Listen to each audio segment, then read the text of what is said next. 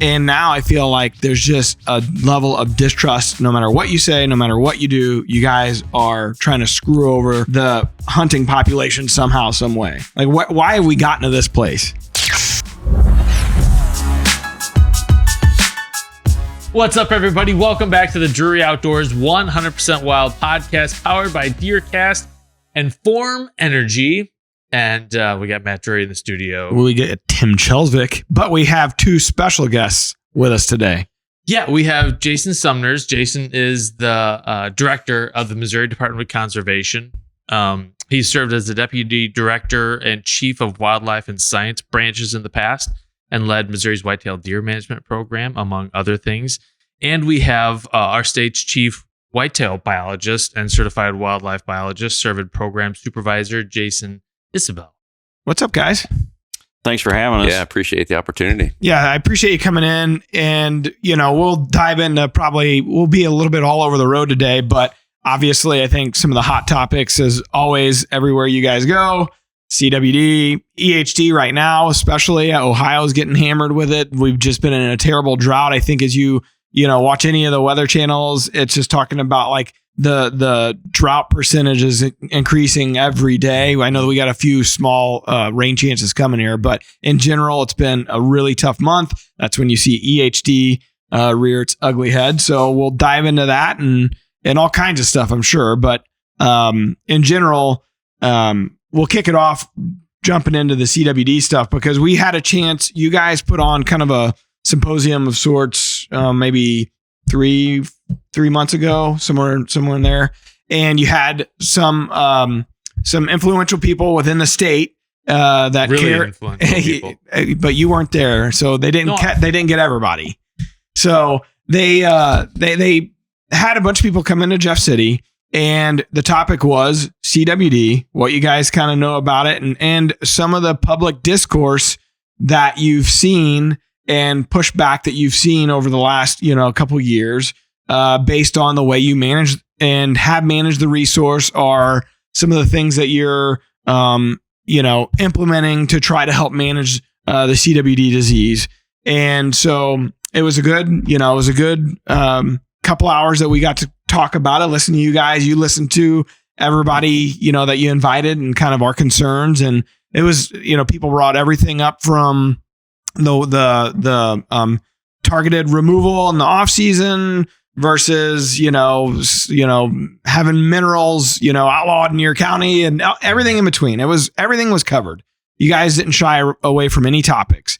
And from that, one of the major things that I think came out of that meeting, and correct me if I'm wrong, is that it was everybody kind of agreed like, hey, look, there needs to be more face-to-face public conversations about what's going on and why you guys are making the decisions you're making. And not that everybody's always going to agree. Obviously, a lot of people don't agree with it, but maybe they would have a better understanding for why you're doing what you're doing.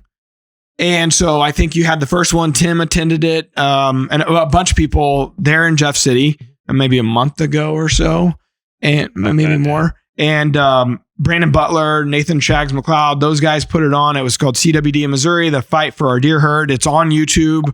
It's about a 3-hour video. If you have the time to go check it out, I felt like it was very interesting. But you invited the general public in to have a chance to discuss what was going on here. So I'm setting kind of the stage for our conversation today. And, you guys were gracious enough to come down to St. Louis and jump on the podcast with us and discuss this. Yeah, thanks for making time, jumping right in. I thought maybe we'd talk about the fact this second day of archery deer season. And it's an exciting time for folks to get out, right? It's too hot, Jason. Although Tim went. I sure did. Matt doesn't want to sweat. He doesn't want to glisten. That's totally not the case, because we're typically hunting in a box blind. And even in October, it feels like it's, July and those things. Yeah, so that's not the case. But my cameras are saying that it's not time to hunt. Don't go. Right. Normally I wouldn't, but I've got a really good buck that keeps showing up to this water hole right at last light, except for last night. It was literally 90 degrees on the truck thermometer when I stepped out. Well, you're right. I mean, the water holes, that is the key this time of year, because we haven't had any rain. in a month, it seems like. But I'm watching that band of mud between the water and then the dried bank, the baked clay at this point. The EHD bank. Yeah, exactly. Because I'm like, man, because I was swatting away gnats and mosquitoes and stuff, and you worry about that with especially with a good buck that you're watching this time of year. Well, why don't we jump in there then? The EHD kind of conversation, and that was a big topic in the meetings that we had as well. It was like, hey, EHD wipes out our herd, every couple years, it seems like. Why aren't we focusing more resources towards that? So what would you guys say in that regard? Yeah, I mean, if we think about the two diseases, hemorrhagic disease and CWD, if you look at the implications long-term of those two diseases, it's very, very different. So we think about hemorrhagic disease, it's a virus that's transmitted by a biting midge fly this time of year. It can certainly have impacts on deer population, especially at local levels with a severe outbreak. But our whitetail herd has encountered many outbreaks of hemorrhagic disease, and within a few years, the population recovers. So, and a lot of times bounces back better. It bounces back quickly. And so it can cause short-term population declines, absolutely. But if you look at the long-term, it's not a long-term significant threat. Versus CWD, which is a slow drain on the population that when it builds up and prevalence rates increase and a large enough percentage of the deer population have it, will cause significant long-term population declines without that recovery that we see after a severe HD outbreak. Yeah, and Jason's absolutely right. If you look back through time, we've known about these hemorrhagic disease viruses since likely the late 1800s. You can look back to some of the reports, and the old notes will talk about acorn poisoning. They thought it was acorn poisoning. Didn't even know what it was, right? Because it happened in the fall, right? Sure, yeah. About the time the acorns were dropping, and we know, cows and stuff can have issues that they consume too many acorns, and so they thought that's what it was. But you look at Missouri through time, we had massive outbreaks in the late 70s. We had one in the late 80s.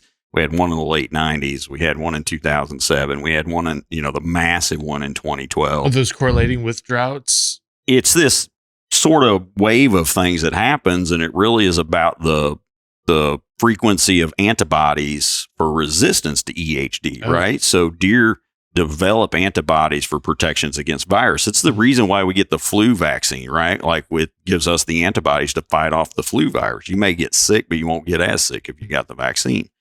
And so what happens with EHD is that those females that survive pass on through their colostrum the antibodies to protection for their fawns. So you get a exposure to a deer population, and certainly some of them do die, but not all of them.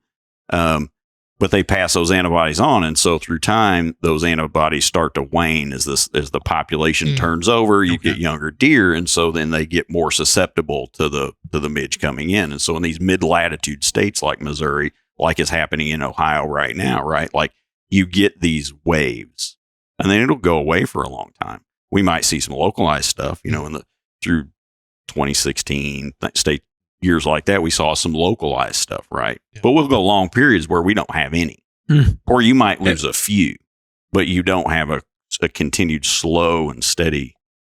It seems super spotty. I mean, it seems like, if you get an area that got lucky and got the right rain at the right time, they didn't get hit quite as bad as another area. You could have, I think that's Mark's whole theory, and the way that he has his farm set up the way he does. He used to have one central farm, and if it got hit, which he got hit a lot, it would be like, man, I got nothing to hunt here. So, even by having farms within, a couple, 3, 4, 5 farms within a 50-mile radius, 80 acres here, 40 here, 100 there, he's kind of built a defense mechanism against EHD outbreaks because it is so spotty.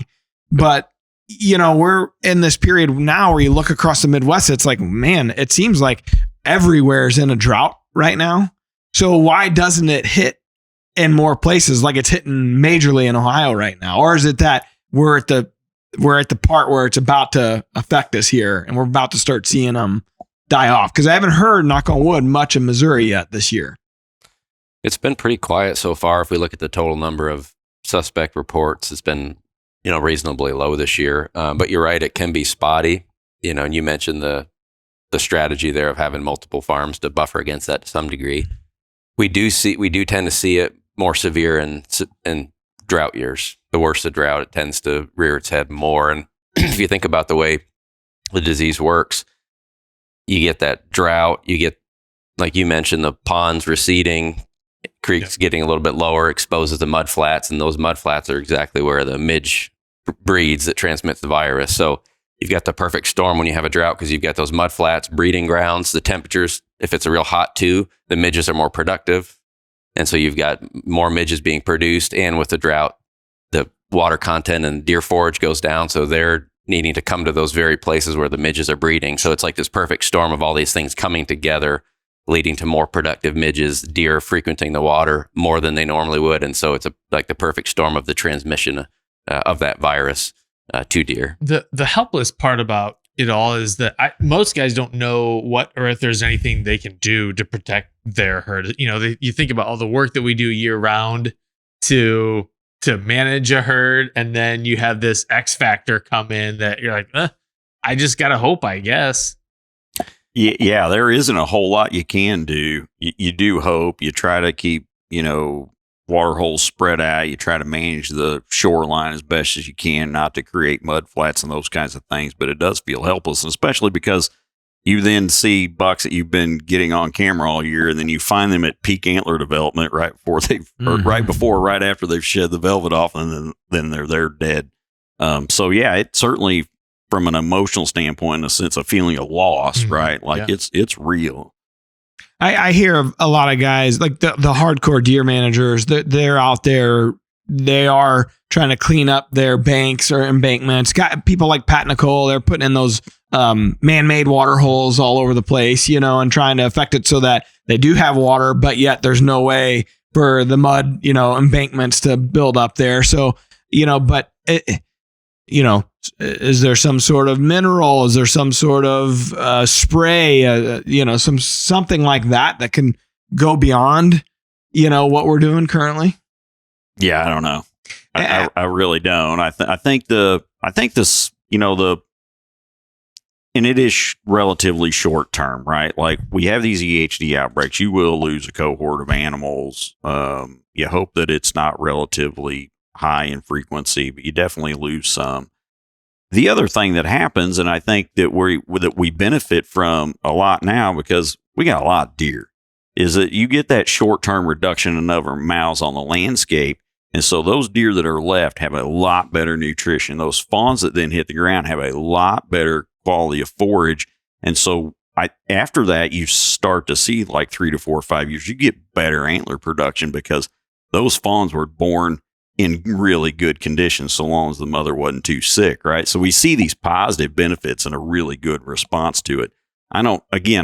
We can go to some pretty extreme cases, but I don't know that there's a lot that you can practically do to reduce or try to eliminate an EHD outbreak. Is there any part of the MDC budget that goes towards this type of research, or goes towards, trying to help fight this specific disease? Yeah, we do. I mean, Jason and team continually monitor and track reportings. We have our agents that report to them through their reporting system, right? So our team is tracking them when we get early detections where, they're actually lethally removing one, or one's recently died. We collect blood, send them to Southeast Cooperative Deer Study Group, to Southeast Cooperative Wildlife Disease Study in Georgia, to track and monitor the strains that are present, to look at changes in variation. I think there's discussions around. One of the real challenges for folks in the captive industry is, man, they seem to get hit with it year after year after year. And I think part of it's some of the conditions of holding deer, those really high densities. And then when you say captive, like deer farms. Yeah. So we have some questions and interest in, trying to help figure out, how do we help mitigate and manage that? And then, are there impacts? Is there spillover that occurs? Are those local populations around some of those facilities unnaturally or unreasonably affected by that potentially, right? So there's definitely some things going on that we're continuing to look at and try to learn from. But again, I think at the end of the day, what time has taught us is that the biggest thing is it has a short-term population impact. And so our recommendation is to reduce doe harvest, right? If you really been impacted, back off on doe harvest, maybe back off on your buck harvest rate for a very short period of time. Let that population recover. Yeah, and I was going to say the same thing in terms of like, what does it mean for the average hunter? And like Jason said, if you've had a significant HD outbreak, you found a bunch of dead deer, it's intuitive. You probably want to back off on antlerless harvest, maybe antlered buck harvest for a little while. But as Jason mentioned, the pattern of recovery is very predictable. We know what's going to happen. We've been through these outbreaks before. And if it's a really significant outbreak, like in 2012, across a big swath of Missouri, we became more conservative with antlerless harvest regulations at the county level across a lot of the state. So there are things that we can do during really severe outbreaks. But given the patchy nature of hemorrhagic disease and the fact that most deers aren't severe, it's really important for the hunters to recognize that we have regulations at the county level, but recognize that there are differences in deer densities from one end of a county to the other. Yeah. There are different impacts of hemorrhagic disease in one area for the other. So, pay attention and be in tune with your local herd, and then you can take it upon yourselves as a landowner during those situations, or maybe you did get hit in the area around your property. And then you can back off on harvest a little bit to help the situation out. There's no room for compromise in your hunting knife. That's why Cold Steel has built a reputation for crafting the toughest, most reliable blades on the planet. From the versatile click and cut to the innovative hunting kit, every Cold Steel knife is a tool that you can trust. Strong, durable, ready for anything. Get yours today at coldsteel.com and experience the difference for yourself. 2012, we often talk about 2012. Well, it was a perfect storm because we had the massive hemorrhagic outbreak, and then we had a mast failure. Oh. And so anytime we have those big mast failures, harvest rates go way up, right? And so early on, we were trying to at least make folks aware to be a little cautious of over harvesting those populations. But yeah, we definitely put a dent in the deer herd in 2012 as a kind of a double impact. Yeah. How do you feel like the health of the herd is for Missouri right now? Where do we sit? Because one of the quotes you had in the video, the CWD video was, you're concerned about the restoration of the species right now. When I heard that as a restoration, like, shit, how bad is it? From a total deer perspective, maybe a couple years ago versus today, what, are we seeing a decline? Or because I think the public's theory is, man, we have more gun seasons. We have, this extended season to try to help, call the CWD, all these things. They feel like we're putting too much pressure on the deer herd right now. So what's the landscape looking like? And maybe speak on that a little bit. Yeah, sure. If we go back to 2012, which we've been talking about quite a bit, that HD outbreak triggered us to become very conservative with antlerless harvest opportunities. The antlerless portion was shortened. Firearms antlerless permits were cut pretty significantly for a lot of the state to allow the herd to recover. And it certainly did. I mean, if you look at the population trajectory, harvest since then increasing, through time as that population recovered.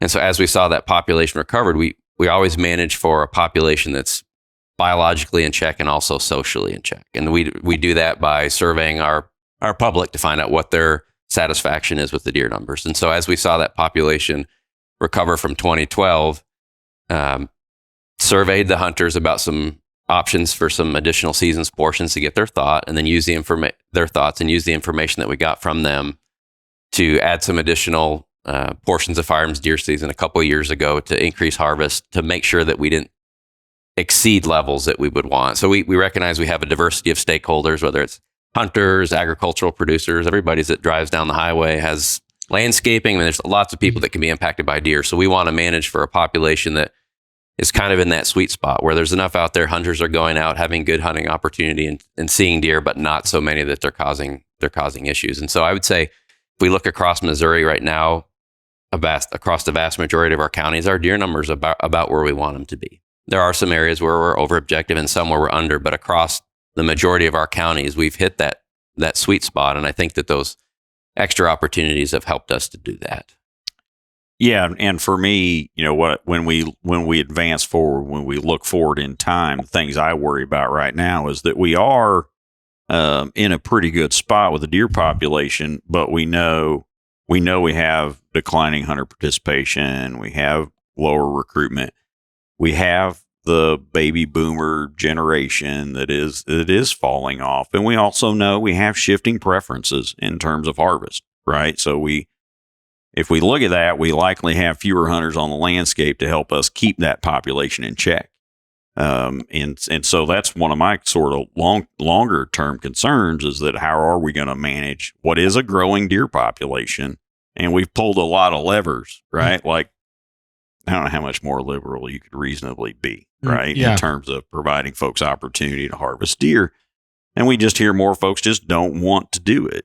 Or if they're willing to, but they don't have any place to go with a deer that their family no longer relies as much on for their protein intake. Yeah. You know, I mean, we're probably the exceptions here, right? In terms of many, many hunters that just venison is no longer a core source of protein for their life. Like growing up, I don't remember the first time I ate a piece of chicken, right? Like it was every variation of the way that we could eat deer, or we were eating catfish, right? So we don't do that anymore. Yeah. And so our demand for it, and so that, you know, as we look forward in this continued need of a population that continues to produce, how do we continue to keep it in check?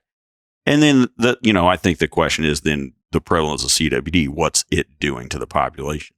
We are very fortunate. It is still a very rare disease in the state. And so overall, the health of our herd is really good.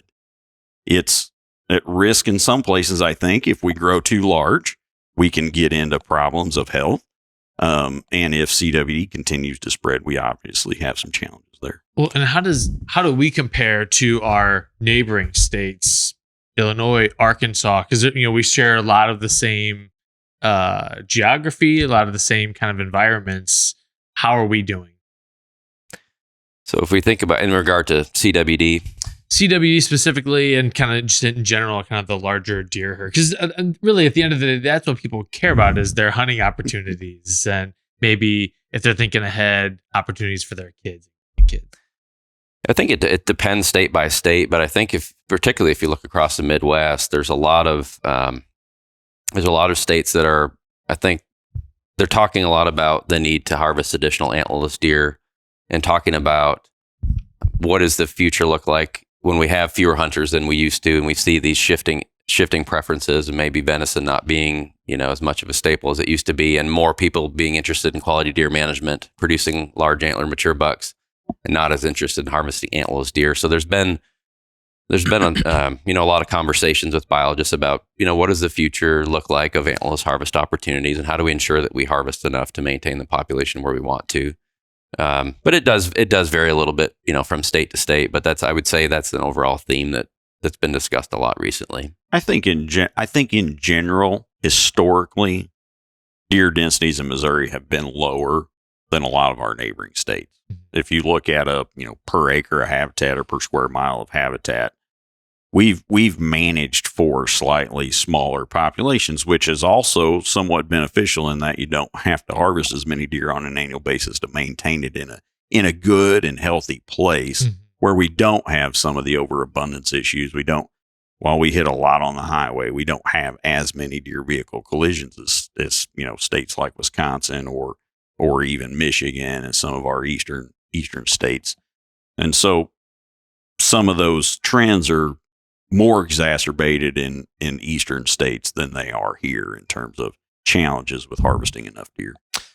Why do you guys think we've gotten to this place where the public has so much distrust for what the MDC is doing and the rules and regulations that are in place? Like, how did we get to this point? Because it was always, growing up, I always it was, I don't know, it was always a well-respected, even until not that long ago, it was always well-respected within the hunting community.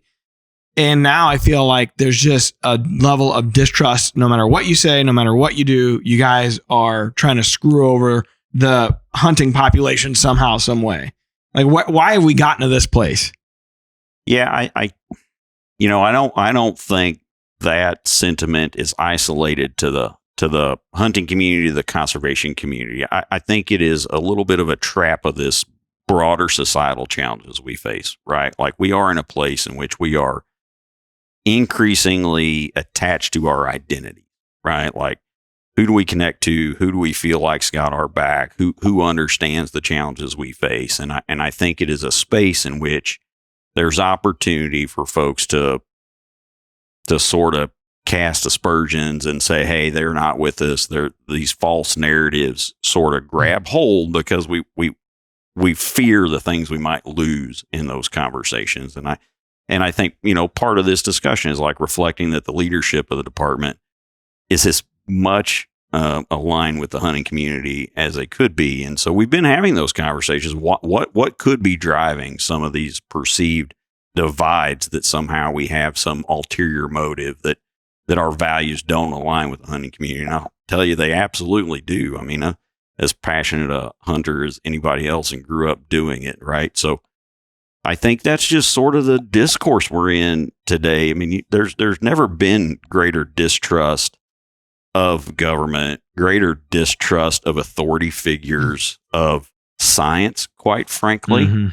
There's just been things that have not engendered trust, and we've seemed to have fallen into a very bad place in society where we can't have open dialogue and conversation, right? Like, I appreciate the concerns folks have. Like, I'm never going to minimize or diminish somebody's concern or question about what it is. Let's just have an honest conversation about what's real, right? Yeah.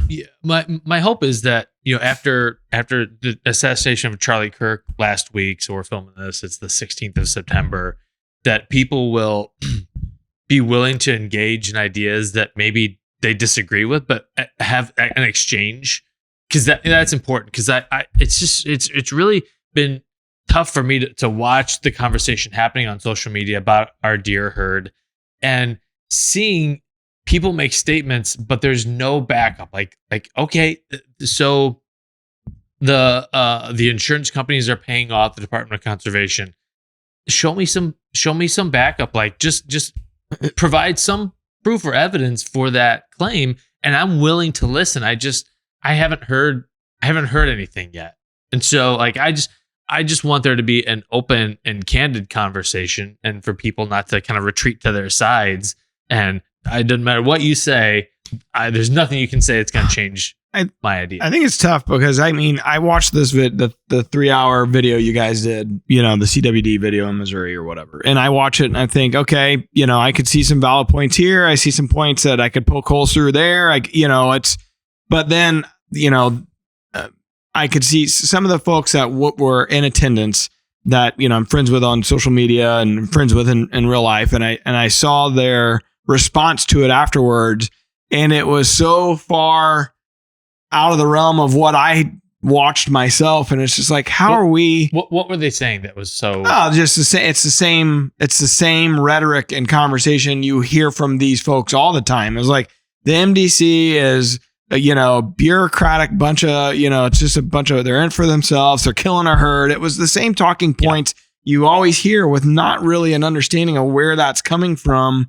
And I saw the same type of comments from some folks after that meeting you guys had. And it's just like, man, are we watching the same thing? Like, I understand it. Well, but that's the reality which we live in society right now. To your point of the Charlie Kirk thing, you can look at it, you go online and see people commenting that are happy about these things that happen. You're like, what world are we living in? How are we seeing this same? How do we and he's like, he's transphobic. He's racist. And then you watch the videos yourself and you're like, I'm not seeing any of these things coming from this. What are we watching? How could we be on such far ends of the spectrum? And so I think that's with politics. I think it's with everything in life right now. And you guys are rolled into this fairly or not. And okay, let's dive into CWD then. Let's like this seems to be the crux of why everybody's so pissed off at you. Yeah. But before we get there, I mean, I feel like a bit compelled to, say, look, I do have the pleasure, honestly, the true pleasure of leading the Department of Conservation as only the 10th director. And I don't take that lightly. And I understand and appreciate the responsibility the citizens of this great state have put and entrusted in the department, right? Like the idea that somehow as a young kid who grew up, I mean, some of my first memories of the outdoors was following our old coonhounds around the edge of the prairie in the Ozarks with my dad, right? Like my parents divorced at a young age. And so most of my experiences with my dad were in the outdoors, right? And whether it was catfishing or whether it was trout fishing or spending many, many days deer hunting. And then to go to college, invest early years, many, many years where I could have been making a lot more money than working in state government and being a deer biologist, right? Like the passion and desire both of us, Jason and I both have, and care about this resource, the idea that somehow we would be doing something that would be detrimental to it or would not be in alignment with the hunting community is just something that just boggles my mind. And it is frustrating and it's disappointing because we can't have these true, honest conversations and debate. And as we roll into CWD, you know, I got a 10-year-old son, he's going to turn 11 later this year. Last year, we hunted hard. I mean, we hunted hard. He finally had the opportunity to kill his first deer. It was an old buck. Old buck had had damaged hoof, so he had a spike on one side, right? Just a really cool animal. And so I think about that, right? Like, what is he going to see? How are we passing off this conservation legacy, not only the state, but of this super valuable animal that we all love and appreciate, right? Like, there's no ulterior motives associated with that. Like, it's out in the open.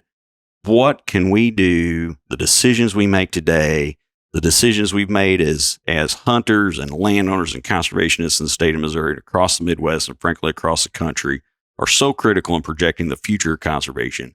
How do we work together, right? Like, how do we break down these things that are keeping us divided and say, okay, let's get back to the facts. Let's get back to what we know. And let's have open debate and conversation about what we really care about. I think at the end of the day, some of those concerns that were raised are about the fact that folks care about shooting old, mature bucks. They want to shoot large antler bucks.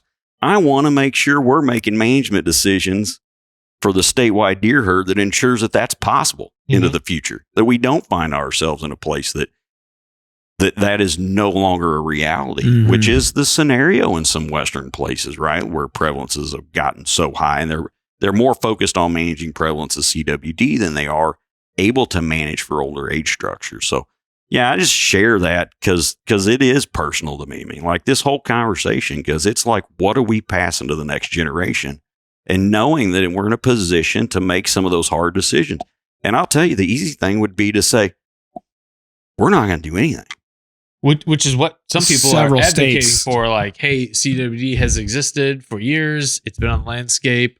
Let's just let nature take its course. I'd have a lot more hair. And some states are taking that approach. And a few less gray ones if we took that approach. But in my heart, like, no, it's not the right thing to do. I was going to say some states have taken that approach, and you know, their studies starting to come out because now it's been studied pretty well for 20 plus years, right? You know, I think since the early 2000s. So we have a better understanding of it right now. And in the states that haven't been aggressive, you're seeing the prevalent rate just skyrocket, right? Yeah. And I think, earlier we were talking about hemorrhagic disease and how when we have even a severe outbreak, it's a very predictable pattern of what will happen during that recovery. Same thing with CWD if you don't manage the disease. There are many examples of what happens. We see prevalence rates hit that inflection point and then just take off. And we know from what we've been able to do here in Missouri and other states that have managed the disease that absolutely managing the disease keeps that prevalence rate much lower than it would be in the absence of management. So it's without a doubt an effective tool to keep the percentage of the deer population that have the disease as low as possible. Victory Archery, the choice for precision, performance, and durability. Trusted by archers of all levels, their cutting-edge carbon arrows deliver unmatched strength, accuracy, and consistency. Whether you're competing or hunting, Victory Archery ensures every shot counts. Shoot for victory with Victory Archery. Okay, let's dive into this a little bit. So in that presentation, you had a couple slides where you were talking about Wisconsin, which is probably the most studied, I would assume. Is that right? Maybe the state of Wisconsin has some of the most detailed information on this because they were the first ones to really get hit with it, or They were the first to find it east of the Mississippi. The first ones to find it outside of the West. So that's one of the reasons they're frequently talked about. So one of the slides that you showed was from a couple different counties and Wisconsin. And it showcased maybe like the first decade, since 2001 or whatever it was. And when they were aggressively trying to manage the spread of CWD. And then it showcases the second half of this, the second decade where things, they changed kind of the rules and regulations and some of the things that they were doing because of, political pressures. And then you see the rates just skyrocket. And I don't have the specific ones, but I know you probably know them. So share some of that data, and we can always get the slides from you and put them up on the edited version here. But share some of that data, because I thought that was the most interesting. And once you share that data, I want to dive into what that means and some of the questions I had when I watched it. Yeah. And so what we did is Noel Thompson a couple years ago had gone back, and it's a paper published in the Wildlife Society Bulletin.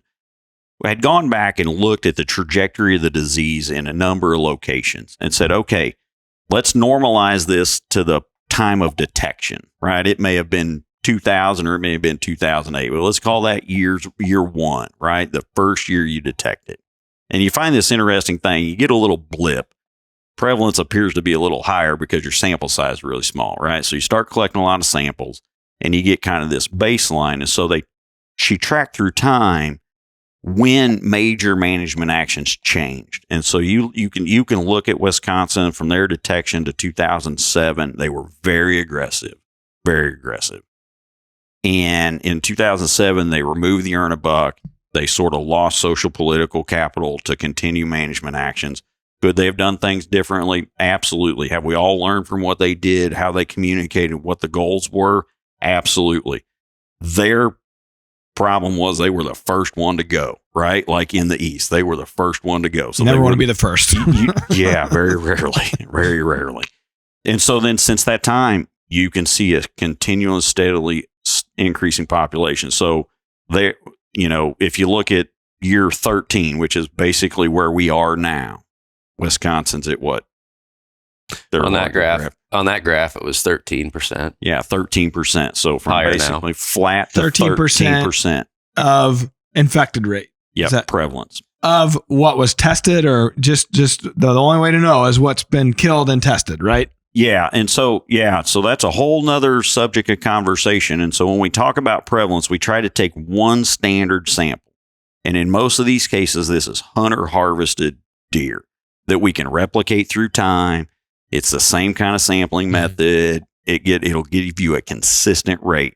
When we go in and do targeted culling, we're going in and doing removals in a place where we know it already exists. So we already expect the prevalence rate of those are going to be higher than our statewide sample, right? Or at a county level. And so when you try to standardize those things, that's why sometimes we'll talk about, we'll get into the conversation where, adult bucks in some of those places in Wisconsin are in excess of 50%.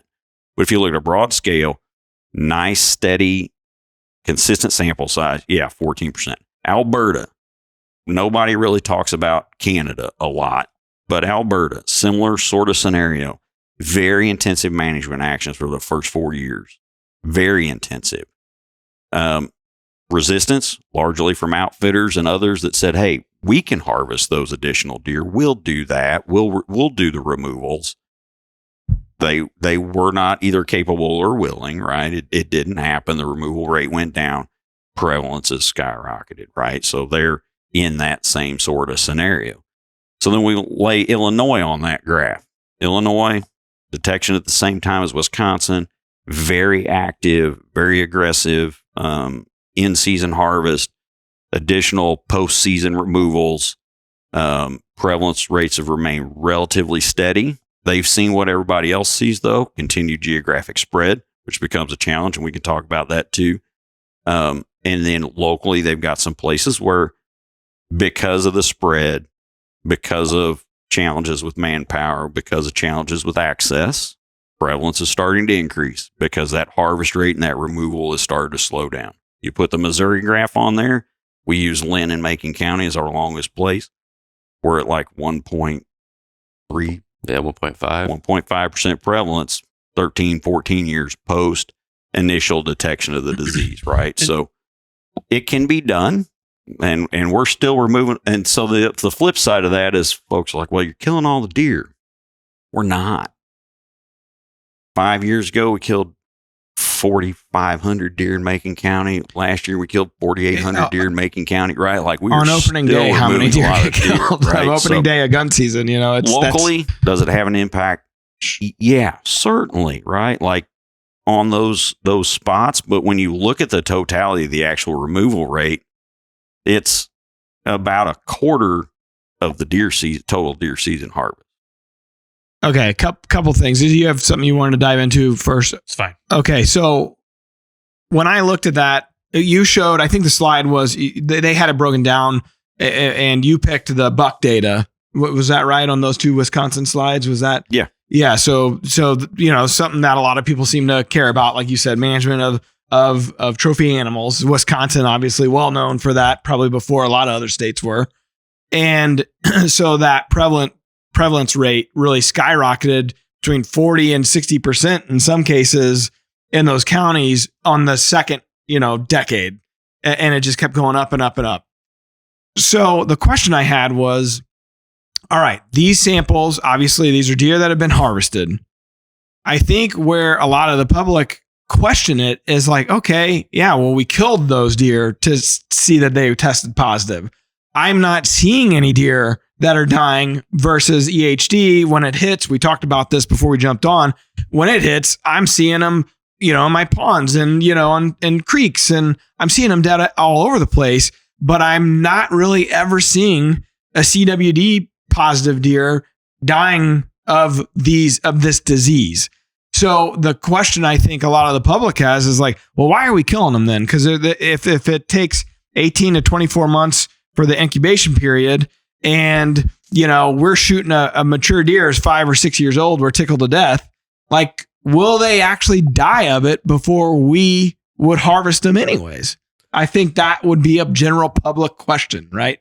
Yeah, no, CWD is 100% fatal to cervids. And a lot of hunters struggle with it because of the point you made, Matt, of, well, these deer look perfectly healthy. Of course, it's 1.5 to 2 years before they show clinical symptoms after getting CWD. But if you go to areas of the country that have really high prevalence rates, it's reasonably common to see clinically sick deer that have CWD walking around. And we talked to some landowners in portions of Southwest Wisconsin that have multiple clinical deer on relatively small farms that they see very regularly. And if you look at these studies where they've radio collared deer tested them for CWD and then tracked them, CWD is a very common cause of death of that sample. So I think those research projects offer a very unique opportunity in that they've collared a sample of the deer population. Those collars have a mortality signal when the deer stops moving, and they can go in there and very regularly they find a deer with a collar that's severely emaciated that has CWD. So that's there's unfortunately a lot of misinformation about CWD. And to your initial point about the social media chatter and the lack of support for some folks, I think a lot of it can be rooted in a misunderstanding of the basics of CWD and how management works. And I think a lot of that, unfortunately, there's a lot of misinformation too, and that just adds confusion to the conversation. One of the things that you hear sometimes is, that it's not a fatal disease, but it absolutely 100% is. And I think those collar studies, it's really important for us to get the information out there. And and thankfully, there's a study in Northwest Arkansas that just wrapped up, one in Southwest Wisconsin, and those research projects are just starting to release information to the public. And I think a lot of that will be really helpful to the conversation. But going back to that graph, I think in my mind, it's really powerful because you see one graphic, the effects of what sustained management can do to prevalence rates. Yeah. And I mentioned Wisconsin, and that year 13 was somewhere between 10 and 15% prevalence. And then you see Alberta below that. Then you see Illinois, and you see Missouri. And you see the management that has occurred or has not occurred or hasn't been sustained. And I think in a real, they say a picture's worth 1,000 words. And in my mind, that graphic does a really good job of showing this is what happens when you have sustained management, and this is what happens when you don't. And I think to transition just a little bit to some of the research, the reason it's a significant concern is when you start to see prevalence rates increase and you get to between a quarter of a third of the adult does in a population that have CWD, that is the tipping point where the mortality on that segment of the population is so high that they're not replacing themselves. They're not living long enough to have enough fawns. And that's when you see that population start to decline. And this is not a short EHD outbreak where in a few years they come back. This is a vastly different situation. This is like a long-term, this is almost like this is the point of no return, right? Yeah. In terms of once you hit that level, it's not like a severe HD outbreak where we're just going to back off on harvest a little bit. In a few years, things will be back to the way they used to be. They're not the way they used to be. They never will. And so from our perspective, in terms of managing the whitetail herd and managing CWD, we get one chance to do this.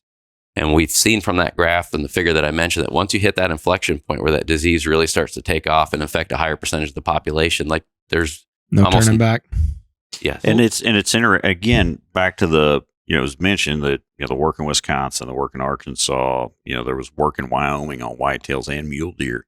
And that number is almost exactly the same in every one of those systems. It's somewhere between 26 and 29% prevalence in adult females. And you get to the point where the population is in decline. I mean, Arkansas So it's the tipping point. It is absolutely the tipping point. And we've known that, we've known from a population management standpoint, we've known for decades that in most of our populations, 25% removal of adult females is what you do to maintain a stable population. So it's no surprise, right? Yeah. But the data, again, reaffirms has been done multiple times. So the idea that somehow we're acting with an absence of information to make these sort of decisions is not true either. But it is concerning. So now how do we manage prevalence?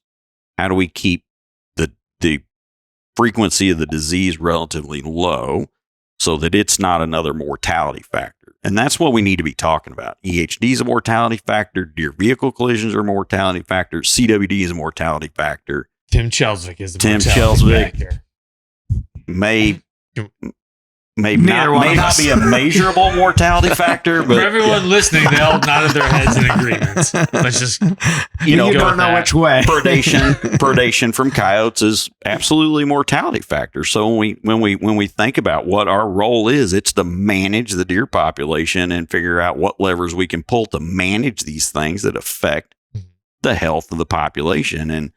And once the prevalence of CWD exceeds that magic number, then there's not a lot more we can do, right? So how do we proactively try to keep that down while also recognizing the concerns that folks have is that it requires some bit of pretty aggressive management, some probably much higher harvest rates than we've done before. So what's the alternatives? What's the outcomes of that? Yeah. Is the hard conversation. Well, and we ran an article on DeerCast about there's evidence now that there may be vertical transmission of CWD from fawn or from doe to fawn. So you talk about prevalence in the doe population. Once it hits a certain point, then you have the progeny aspect of that maybe continued spread there too. Well, and the other thing I wanted to address, since we mentioned target removal earlier, and I think a lot of the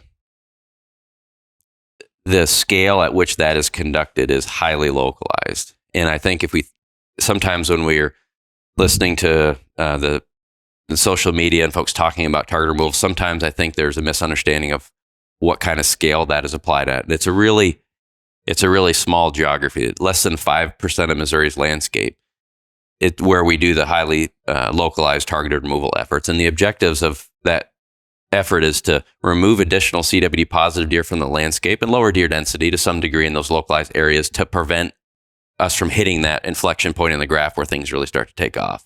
And the level of removal in those areas, just to throw out some numbers, since 2012, about 27,000 deer have been removed during targeted removal. If we look at hunter harvest since 2012, 27,000 compared to 3.7 million removed by hunters in the state. Now, recognizing that the scales of those aren't identical, but that just, to me, I think that those are good numbers to put things into perspective in terms of the level of removal that happens during target removal compared to what hunters are harvesting in Missouri annually. So it's a highly localized level. And as Jason mentioned, does it have an impact on deer densities at those localized levels? Yeah, it does. But even if we look at even the removal rates, the number of deer that are removed in those localized areas compared to what we would be removed during a hunter during typical deer season, in almost all cases, fewer deer are removed even in those localized areas than what hunters would even remove. Let's dig into this a little bit, because this is an area. So originally from Mark, Terry, myself, we all born and raised in St. Genevieve County. And this is a real hot topic down there. And so, a bunch of my friends on Facebook and, people I still, stay in touch with, it's St. Gen County, for those that don't know, is probably an area that got pretty hard hit with CWD positive, maybe compared to some of the other counties. So there's the targeted removal has been pretty aggressive. The outreach to have targeted removal has been probably pretty aggressive in that county. And so what I hear from guys is a couple things. I think it goes down to a basic ethics and morals of their principles of, hey, my entire life I've been told the season's from this date to this date. And these are the methods that we can harvest deer as a general population during this season. And here the MDC comes and they're, a season from January 15th through March 15th. And it's when deer are most susceptible to the need to feed. So they can put, corn out, and they're sitting there with thermals. And these are the things, snipers and are my neighbor who, this guy's not a hunter, and, we're managing our farms and we're doing everything right. And this guy, he goes in and he kills the deer that we've been trying to kill all season long and couldn't catch up to. It's not a fair playing field, and it pisses them off. And so it's a very emotional reaction that people are having, and I understand it. And so I think those are the things that, when you talk about targeted removal and hey, 27,000 over how many ever years that was, that doesn't seem like a lot. But when it's in your backyard and your neighbor's killing, these deer, you're like, God dang it. This isn't a fair playing field. And this goes against everything the rules prevent me from doing throughout the season. So I think I just want to give you guys a chance to address that, because I think when you talk, I don't know that people would have as much of a problem with targeted removal if those elements weren't involved in it. You know what I mean? But speak on that. Yeah, no, absolutely. And I completely get it, right? It is right there. And I've had numerous conversations with landowners about this. It's a different conversation when we ask folks, okay, should we be taking actions that manage CWD to try to protect the health of the herd? The answer is overwhelmingly yes. I mean, when folks say that there's no support for the department to do CWD management actions, that could not be farther from the truth. Our survey data, yes, there are elements that are really frustrating. At the end of the day, most folks still value having a healthy deer herd. They believe we should be doing something. But to your point, that something isn't this, right? And it's not the decision I want to have to make. They have a line, right? And that's crossing. I don't envy that decision to have to make, to say, okay, I care about this short-term outcome, right? We got some nice deer, and I want to have nice deer, and I want to be able to shoot them next year. Versus what's the long-term projection of the disease? I believe we can do both. It just may not look exactly the same. And that's the real hard, challenging part of it. And then the other side of it is that this is management. Right? We're trying to work with landowners. We've instituted CWD permits. We've tried to do what we can to incentivize harvest during the season. We've exempted landowners on the CWD permits to exceed their statewide buck limit, right? They could shoot multiple bucks with a firearm if they have CWD permits, right? Trying to work with them. This is not a 0 or 1 kind of game. And it's only those that are willing to participate. And so it's a super hard conversation, because there is that great sense of loss, right? Man, I'm losing opportunity. I'm losing the way that it has always been. I have to think differently about what's going on.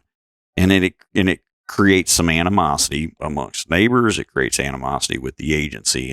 And so what we're trying to do is have, and again, we we have not been as effective in our communication, our conversation with and engagement with local folks as we need to be. So we're talking about, okay, what's the most impactful things? How do we work together? How do we now? We've been doing a bunch of modeling work. We've been working with scientists across the country to say, okay, what does managing a population in the presence of CWD actually look like? So we're not arguing about whether using thermal scopes over corn from January 16th to March 15th is the controversial thing, but like, how many deer do we need to remove? What rate of doe harvest do we need to have at that localized scale to manage prevalence so we still have a healthy and thriving population, so we can still recruit bucks into older age classes? But we're stuck in that space. And so again, that's on us, right? That's on us to have better, more meaningful conversations with folks. And I think this is part of trying to have that like we recognize where people are. And it is not an easy decision to have to make those short-term, maybe even longer term sort of sacrifices to protect, the herd for the long term. What does the data show when you go in and have a targeted removal like that, and it's a success, whatever that metric is for you, it's a success in that area? What's the data show as far as the herd bouncing back? Because we talk about EHD and it's like, 3 to 5 years, they're going to come back and probably healthier and in better shape because of it. Mother Nature's way of kind of culling the herd herself versus us going in and doing a targeted removal and having a success, whatever that metric is. What does the bounce back look like in those areas? I've never really heard anything about that. Or is there data for it yet? So each specific area has different removal goals, and so the intensity of removals is variable in those areas. But if you go back to the objectives of that effort, removing CWD positive deer from the landscape and reducing density of that local deer population. And I think if you think about, and Jason mentioned this, the short term versus the long term, right? So within these particular areas, if you look at the long term for those areas versus the short term, so we recognize it's a sacrifice. In most of those areas, the removal rate during target removal is way less than it is during the hunting season. So it's not like we're going in and removing all the deer. And if you talk to the hunters in the lion's share of these areas and you ask them how their hunting is, a lot of these folks are still satisfied with. In some cases, there are less deer. They're not seeing as many deer, but it's not as if there are no deer on those properties. They're still having quality hunting opportunities. And and really importantly, the percentage of the deer that have the disease is low. So really, the trade-off you're making is a short-term versus a long-term. We've talked in this conversation about the long-term. If you don't manage CWD, the outcome is very predictable. So do you want to have a herd that has fewer deer that have CWD and still have the ability to go out, have good hunts, consume those deer that you harvest, have a healthy herd, or be in a situation where there's an absence of management and then you fast forward 10 years down the road, 20 years down the road, and now a pretty decent percentage of your local herd has CWD, and that it changes the whole dynamics of hunting in those areas. One of the things I've wondered about with the targeted postseason removal is if you're shooting deer in March, chances are in Missouri, bucks have dropped their antlers by that point. There's some exceptions, but most have dropped at that point. Wouldn't it be better to focus on like right after deer season when you might still when it's a little easier to distinguish bucks and does and leave more bucks, shoot more does? Because I think that's what most guys are interested in, shooting a good buck, and like, oh, you're indiscriminately shooting between the sexes and you get more bang for your buck if you take a doe out. But does that matter? Buck versus doe, like CWD doesn't discriminate, right? And is it more prevalent in bucks than does? So that's a complicated one. And I'll never forget going to the first CWD symposium in Park City, Utah. It would have been 2009, I think. It would have been the second one, the first one I got to go to. And one of the individuals from Colorado got up there and said, this is a female-driven disease. I'm like, how can it be a female-driven disease when we get these prevalence rates reports that are higher in males than they are in females? And it's because of that social group. And it's what you brought up earlier, Tim. It's the idea that if a female is positive, the likelihood that her offspring and, in fact, her siblings or next of kin that live in those small, same defined geographies are going to be positive is astronomically greater than a random doe a mile away that is not part of that social unit. So when we talk about target removals, what we're really talking about is, man, the most bang for the buck is going in and say, we removed an adult female that was positive on this property. How can we remove the other individuals in that social group? I don't care about 2 miles down the road. What are the individuals in that social group? And so those are the conversations we have with staff, like, how do we get as aggressive about the pinpoint? Now, bucks absolutely spread it. So I think there probably is more bang for the buck in a female being removed. As we do with any population management, you can shoot all the bucks you want, but your population is going to continue to grow, right? You got to manage the females. And I think that's absolutely the same case here. And in a lot of cases, that's the conversation we have with the landowner. They're like, don't shoot any bucks. Okay, we'll shoot does. And so shooting does locally. Flip side of that is the bucks contribute to geographic spread. Because they travel more. Right? And they interact with more female social groups, right? So they're going to spread. And so that's some of the Western stuff. They've shown they can shift prevalence by increasing or decreasing buck harvest rates. And I think there's some things tied up in there. It's a little bit of a different system in terms of productivity as well. But yeah, absolutely. It's back to this localized stuff. And Illinois has done several papers on looking at the impacts of their localized targeted removals compared to countywide harvest. And they're like, they have not impacted recreational harvest at the county scale at all, despite the fact they've been doing it since the early 2000s. So yeah, you can have both. We just have to be willing to have a conversation of it might look different. Sure. We might have to consider doing some things a little bit different than we have. And I'll kick it over to Jason to just talk about some of the conversation we're starting to have with these landowners in areas to say, okay, what does it mean to accomplish some of these goals at harvest rate during the season? Yeah, and so we've pivoted a little bit, shift focus, I guess, in some of the core areas where, we've talked to landowners over the years of targeted removal, and as we've talked about, it can be a controversial practice, and a lot of landowners have expressed an interest. Can we just remove some additional deer during hunting season when we want to be out here rather than in late January, February, and early March? And so we've started something in a few of our core areas where we've detected positives called our Hunter Harvest Initiative, where we've gone into these areas, which are, we call them CWD core areas, basically any area within a mile or two of a positive. And we've said to the landowners at the front end of the hunting season, we have a removal goal, a target for this particular core area. Here's what that goal is on the front end of the season. If you guys in this area can reach that goal, harvest, in most cases, it's an additional deer, per hunter in those areas. It varies a little bit, but if you can reach that goal by the end of the season, there will be no postseason target removal. Or if you get pretty close to that goal, it reduces it. And last year was our first year. We did it in 4 core areas. This year, we're expanding it to 19 core areas. And I think, for us, it's viewing this, it could certainly be a win-win, because targeted removal, of course, is labor intensive. It's a lot of work. And so if we can encourage hunters to harvest some more deer during deer season than they would otherwise, and eliminate that, then they're happier, and then we're happier, and it's less resources that we need to put towards the effort. And at the end of the day, it's more deer removal. In either case, targeted removal or increased hunter harvest. Your goal is the same. So we've really shifted. We've tried it out last year. It worked pretty well in a couple of the areas, and so we're really excited this year to see how that's embraced, and hopefully the hunters really embrace that and minimize the need for the postseason targeted removal. Yeah. When you guys have the postseason targeted removal, how many ever deer are harvested, I think one of the other areas that people focus in on is the amount of positives, because you guys release all the data. To your credit, I mean, it's there for anybody to go read at the end of the season, what the data on the positives are, where they're at, all that stuff.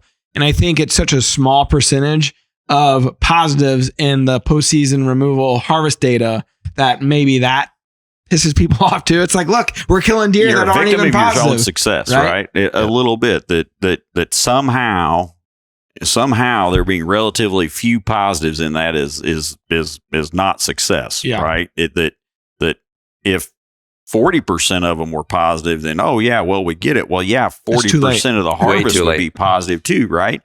And so I think one of the things that we do try to share too, though, is deer for deer.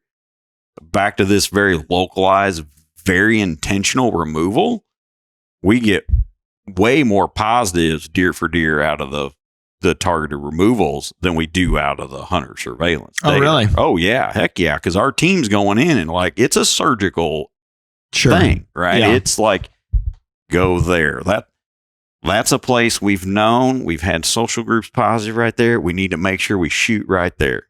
I won't mention the name of it. We got a barn, right? Like that people know that off the corner of that thing, for whatever reason, during the winter, that's where deer are attracted to, and we shoot a lot of positives there. They don't shoot a lot of positives other places. It's just the way the local dynamic operates. And so that's keeping prevalence down by being able to do that. And yeah, the other thing that gets lumped with that is that we're shooting healthy deer to keep them from dying of CWD. Yeah. I've heard that, yes. There's probably some logic in there, and I can't quite figure it out, but the hunting season is shooting healthy deer to manage the population. Our targeted removals is harvesting deer to manage the population. The other side of it is that the test we have, this is probably going to take us down a whole nother rabbit trail. The tests we have are not extremely sensitive in detecting the disease at early stages. So like the ramp up of prevalence in an individual population of infection, probably a lot of it occurs in the fall, right? You get a lot of social interaction that happens in the fall. Those early, like, we're not detecting an infection 2 weeks after they got infected, right? We can't do it. It's months. And so there's a lot of those deer that are also removed during targeted removals that are likely infected that we can't detect. So like the sensitivity of the test can't even do it, right? So it also underestimates it. The other part of it is that we test those deer and we give those deer back to the landowner if they want them, or they go to share the harvest. These deer aren't going in some pit out back or aren't getting left on the landscape, right? Like they're being utilized just as if you or I were to go out there and shoot one of them and eat it. I'm glad you brought that up, because I heard from, this is third hand, a guy said that there's just a corn pile out in this field, and these sharpshooters came in and they literally left deer just laying around. And I was like, that's terrible if it's true. I don't know. If it was one of our staff, I'll tell you, they'd be having a very uncomfortable conversation with me. Yeah. That is not true. It's just not. And again, it's these narratives that get ran, and there's no way of disproving something like that. But no, our team, we stop our shooting early to make sure staff have time to go recover them before it gets too late in the night. They'll come back the next morning and recover. It's cold, right? Most of the time it's really cold. Yeah. So they work really hard to do that, because our team, again, is no different than the hunting public. They're not wanting to waste animals. They're wanting to make sure they make clean and ethical shots. What about rules for subcontractors that are doing the targeted removal?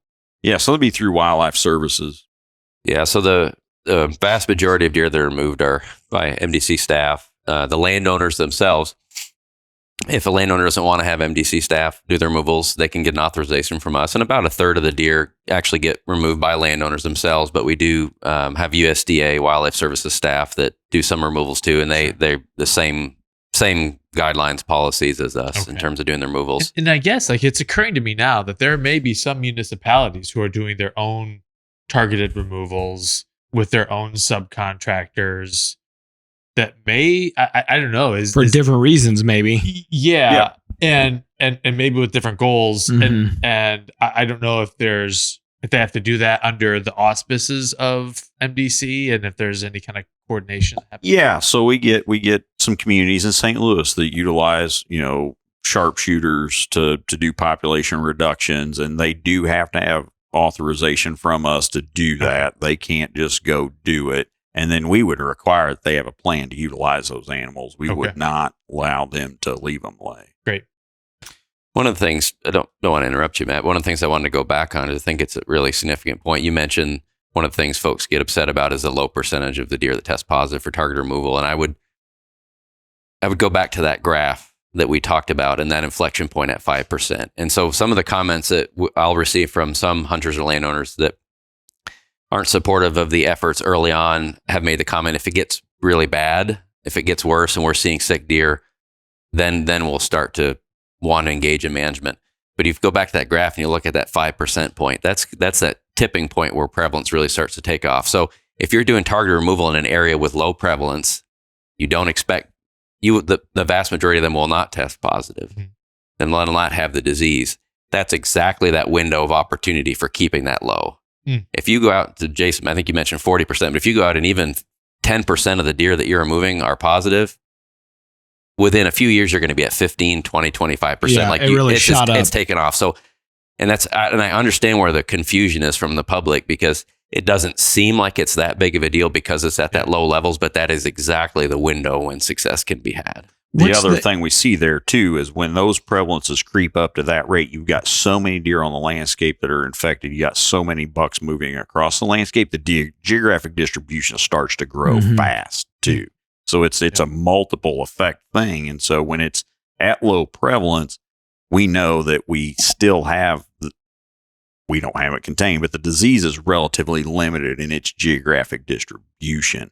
And you can see that on our maps, right? Like, we have geographic spread. That is one thing that nobody's really been able to figure out how to manage, short of the long distance dispersals that happen in the back of your truck or the buck that picks up and goes 30 miles and happens to have the disease, right? Like, those are things that we just can't control. But we know if there's fewer deer on the landscape that are infected, you've got fewer deer moving out that are spreading the disease. And so the rate of growth is certainly lower, but the rate of prevalence change is absolutely different. What's the end game in this effort? Because we're keeping prevalence and prevalence rates down, and that's a good thing. We're trying to keep it sub 5%, sub 2%, would be where, I guess, ideal. But what's the end game? Is it ever... do you ever get to a point where you can stop the effort, or no, because there's no cure for it currently? Yeah, I think the end game is finding a way that we can manage harvest.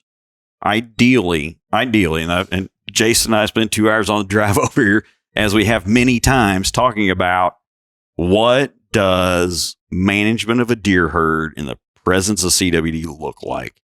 What levers can we pull? What levers can't we pull to figure out how we stabilize prevalence so that we minimize that mortality effect, so that we're able to recruit bucks into older age classes, and so that we're able to have sufficient number of does on the landscape that we have recreational harvest. That's the long-term fear, right? Like, is that we know we'll lose age structure when prevalence gets high, but also that opportunity to recreationally harvest the deer population is in question. I don't think in a lot of cases that we're as concerned today about CWD leading to population extinction, right? But we think it'll lead to some pretty dramatic declines in the population, to the point where the disease is driving the size of the population, not us as hunters, right? And this valuable opportunity to hunt, that's the end game, right? Like, it is about trying to find that sweet spot. And we don't know what that is yet. In the West, again, it's a different system, but we talk to folks in the West, right? Like, they're in a situation where they have some more levers to pull in the hunting season structure, in that you have greater demand for the availability of permits because they're just less productive systems. So you can kind of turn those things on, turn them off to try to regulate prevalence a little bit. Here, we got way more supply of deer than we got demand to shoot them. And so our opportunities to kind of pull some of those levers are different. And so really, to me, it's continual experimentation. And Jason can talk about some of the work that we've got going on, or we're getting ready to start kind of from a multi-state perspective to look at these different implementation tools, what kind of works, because it can look different everywhere. It really can, in terms of what's that harvest rate look like. The Hunter Harvest Initiative is an example of that. It's like, we need to remove a few more deer off the landscape than we're doing now. What tools are we going to use to do it? We're using targeted culling at this point because we can't get enough removal in other ways. But that doesn't have to be the only solution. So it's finding that sweet spot of how can we manage prevalence to minimize mortality so that we can sustain the population in a way that we can hunt and enjoy it, which I think is the ultimate thing that we all fear losing. Well, one of the things, we haven't really touched on this yet, but everything's based, that you're trying to take, okay, this is what we're seeing out there, biologists are saying, and we're taking that information, and that's what's guiding our principles, right? The science. But when you have, a guy out there, Dr. James Kroll, well respected, and he's taking the exact opposite approach. And, he's going on with our good friend Dan Schmidt at Deer and Deer Hunting, and it's do a podcast, CWD is a scam, which you hear all the time. How do you combat the things that they're saying and that conversation, which is almost counter indicative to all the things that you're saying? It's like, well, yes, the disease is real, but the testing, the way they do testing is not great. And like, he kind of dives into every little thing, and he takes a much different approach as to why it's there and there's nothing you can do about it, and it's not going to affect the herd. But then you see what was happening in like Wisconsin, which is where he was pretty instrumental in the front end of that. So and I'm not trying to badmouth anybody, because it's almost just like the politics. You're seeing all the exact same things, and there's a very different take that he has versus this group of people and these biologists that you're following. Like, what do you say to that approach that he's had and the theories that he's had as to why it's not a big deal? Because that's the driving factor in a lot of the public is like, here's a deer biologist and he says it's not a problem. He said it's there and there's nothing we can do about it, and the deer are going to be fine. The population's fine. Yeah, I don't want to get into a conversation about folks' individual motives as to why they say what they say or don't say what they say. And I'm not looking for that. Like I said, I'm not looking for bashing. I'm looking for what's the conversation as to why he may be saying the things he's saying. Yeah, I don't know. I can't explain that. I think we always need to go back to what do we know? What are the basics that we know? And there are known tactics of when you don't like an outcome, you create enough smoke and noise in the air that it makes everybody disbelieve everything, right? Like, and the more specific you can be yet general, it makes it hard to explain. Here's what we know. And I'm happy to talk about what we know. And I'm not going to talk about his interpretation of what we may or may not know if we want to talk about the specifics. But we know definitively, like, the disease infects deer. We know at this point in time there appears to be 100% fatal. Does there appear to be some delayed incubation that occurs in some animals? Yep, probably does. But it probably is affected by the different strains of CWD that exist on the landscape that we are now understanding that there are more and more of. Are there challenges about the way testing occurs? Absolutely. We don't detect all of them. We try to use the most effective tools to our ability. We try to make sure the tests don't detect false positives, that we get positives, that we minimize the number of ones that are negatives.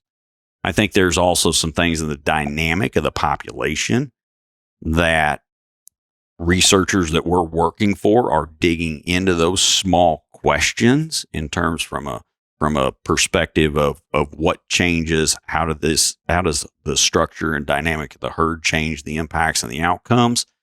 And so, again, I don't want to argue about what somebody's motives are. I just think there are a lot of really bright minds who are asking lots of questions.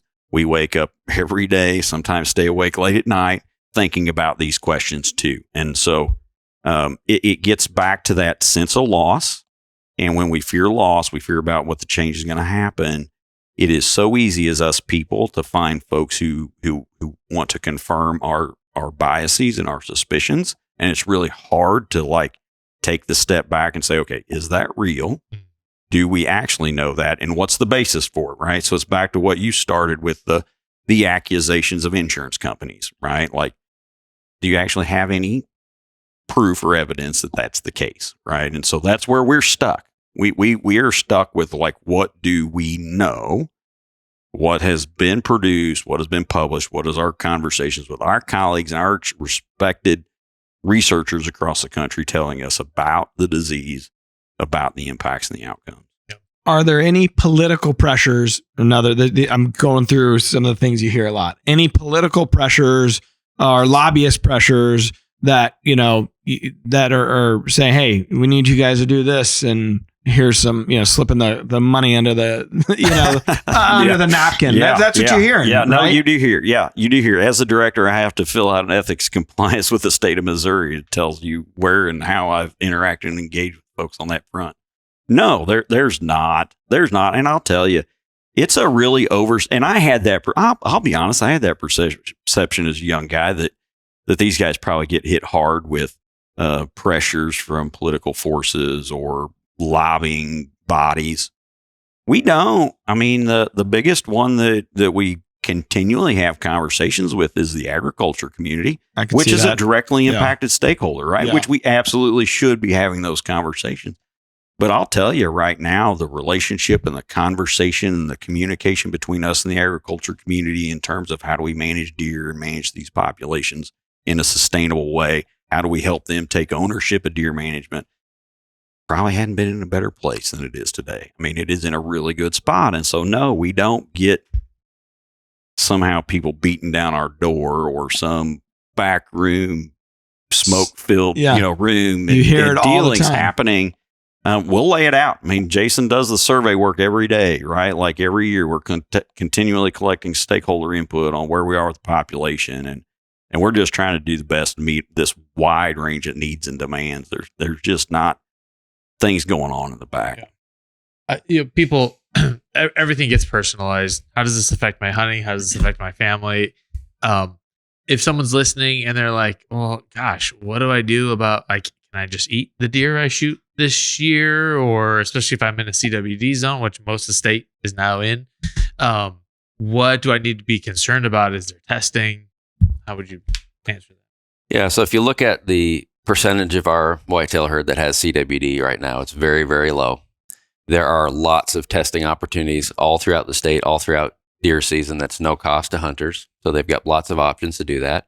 There's been no known cases of CWD in humans. That being said, we defer to human health agencies and what their recommendations are. And the Centers for Disease Control and Prevention recommends that if you hunt in an area that has a disease, have your deer tested, and they recommend not consuming it if it's positive. How long does it take to get results?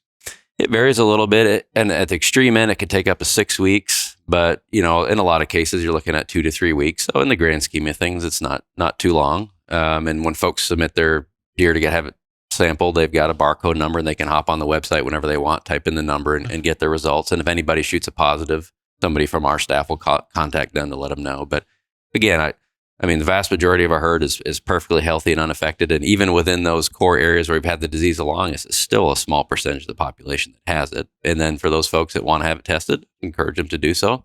There's lots of opportunities. So if you have a deer, I know, for instance, Dr. Grant Woods had a positive, and I believe he tests every deer that they harvest, and which you would expect him to do so. But when you get a positive, say that the meat, you have it sitting in your freezer and you're waiting to get the results back, and you get a positive, is there anything you need to do, and how that was handled, or if it was touching anything within your freezer, like what, that's, I think, what your basic person would want to know. Like, okay, what I did get a positive, and it's been sitting in my freezer next to all my other deer meat or hamburger or whatever. What then? Yeah, and so that's why it's important when you process deer to keep them separate. And then if you should happen to shoot a positive, get a call from us that's positive. We're speaking to the landowners. We're giving them the phone call. We'll actually come and collect that meat for them and properly dispose of it. Oh, gotcha. Yeah, very good. Yeah, I can go throw it in the landfill. I mean, what we do know is the prevalence of prions in the meat itself is certainly much lower than it is in the nervous tissue, and it's there, so it's not as high. I think one of the concerns about consumption of venison is that we many times consume the whole thing instead of one meal of it, right? Like individually. And so there's a little bit of concern about dosage. And the same thing happens with transmission of CWD to other deer, right? It's like, how much of it do you actually get? And so, again, no risk, no known risk. They're just these things that, like, out of an abundance of caution, how do we minimize the chances of something like that happening? But the idea that something could transfer over, I know early days, there was worried about, if you're using a knife that you know, how do you sterilize? So just clean with normal good disinfectants and bleach and stuff like that, and keep things separate, like Jason said. you're really minimizing your exposure. Very good. Well, is there anything, I mean, we've covered a lot of different parts of this subject, and I try, by design, I wanted to have a chance to ask you, everything I've been hearing, and we've done this a couple different times, but I think it deserves to continue to have this conversation and be open about it and get your message heard. And I just want people, and I think we'll probably shoot a little intro for this to keep an open mind about it, because I think, to your point a little bit ago, we've gotten to a place where we're in our silos and we're not willing to even have the discussion. And I'd be the first to, and we talked off air about it. Like if I saw some holes in an argument, I'd ask you about it, and maybe you can enlighten me, because I know for a fact, the only thing I know for a fact is that I don't know everything. That's and I'm pretty sure, that's the majority of our population here. Not a deer biologist. Love our whitetail deer. Want to make sure it's there for future generations. Barely a whitetail hunter. That's a fact. Mm-hmm. And I think that's where that's even the people on the other side of this fence here, they love whitetails. Yep. They want to make sure it's there. That's the common denominator. So I'm just trying to be open-minded about the conversation. I hope everybody listening was able to take something away from this as well and be open-minded. Is there anything in closing that you guys want to part ways with our audience on? I think you hit the nail on the head with the shared value, and I think that's a good way to end it. Is like, we value our whitetail herd. We want to have a healthy herd now and for the generations that follow us. Hunters want the same thing, so our values are aligned. We may have differences of opinion on how we achieve that goal, but the values are the same. They are aligned. We want the same thing.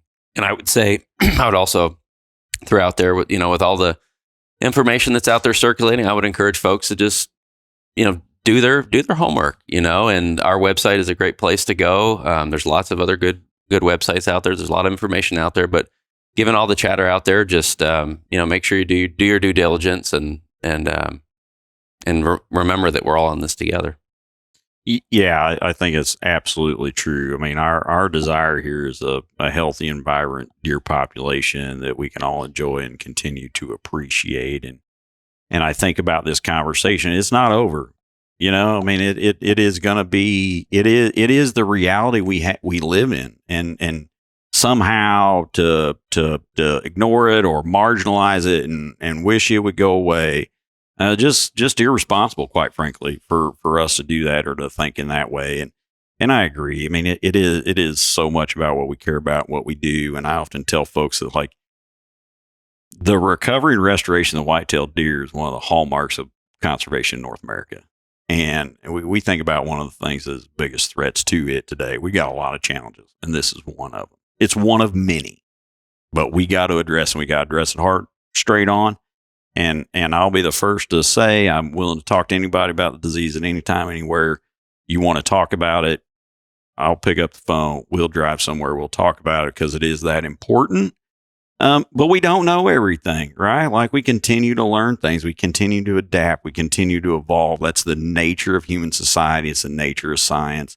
And we face a whole bunch of social challenges that want to pit us apart from one another, we've fallen into this trap as a society of trying to place folks in a bucket, and we don't exist in buckets, right? And I hope at least the conversation continues to reflect that Jason and I are not any different than our colleagues that exist in other state agencies. We interact and engage with them. They are some of the most passionate and deeply caring people about the resource. It is our life. It is not just what we do 8 to 5, right? We do it afterwards and before. And so this is deep passion and desire to work together, because at the end of the day, us as a conservation community, a hunting community, are going to determine the fate of the deer herd in this country. As long as we can work together to figure that out. And that's the part that I struggle with the most, is I want us to figure out how we have these open and honest conversations. We lay it out all on the table.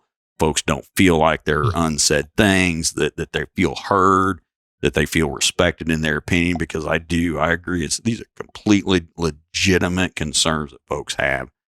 If we don't have an answer to it, we don't have an answer to it yet, right? Like, let's figure it out. Let's figure out how important that is, or how unimportant that might be at the end of the day, because we're gonna tackle this thing together, just like we have done since the creation of the North American Wildlife Conservation, right? Like in partnership, and we're gonna figure it out together. Well, you saying all that makes me wish we would have recorded all this. That would have been so great. Hold on. Throw that in there. That's Yes. every episode there's some quip from Tim. There's some. I'm just sitting over here waiting to say something. That's all. We do have fun though. That's right. But we appreciate you guys traveling in to town and taking the time. And I'm sure there's more of these kind of public forum opportunities in your future, I would assume, to continue to have the dialogue, open dialogue with the community, and make sure that they're kept abreast of what at least your plan is and the direction that you're headed. I mean, that is the one thing you guys have been pretty open every step of the way of what's going on there. I feel like it. If we have hate mail, Matt, what's your email address? T. Oh, wait a minute. That was yours. Sticker. Yeah, no, super appreciate you guys coming in and sharing. And yeah, we'll just keep the conversation going. I love the fact, like, scientific inquiry is not dogmatic. A good I don't know is like, I think a good scientist should be able to say that every now and again. Always in pursuit of of what that answer may be. Yep. So. Just like this podcast. I don't know what we're in pursuit of. Perfection? The next episode. It's just always the next episode. That's a fact too.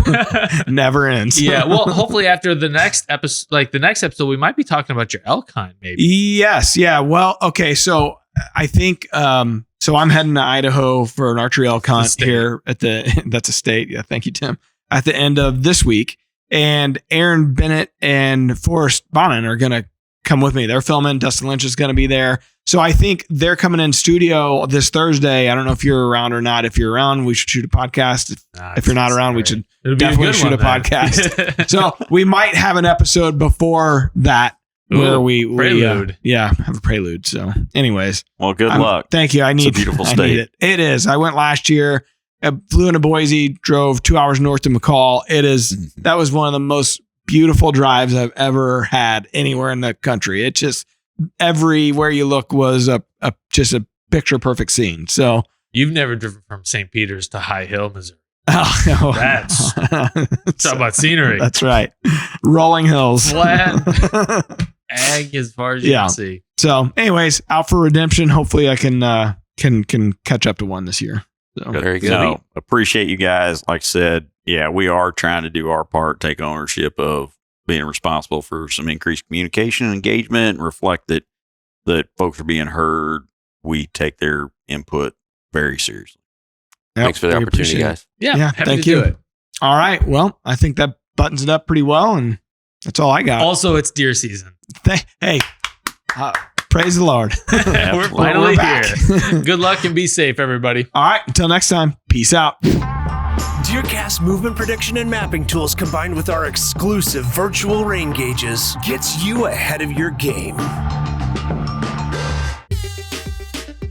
We're adding new videos every week, so make sure to click that subscribe button and check out all of our amazing content. This episode of DoD TV is brought to you by DeerCast Maps, waypoints, weather, virtual rain gauges, and more. Every tool you need to get ahead of your game.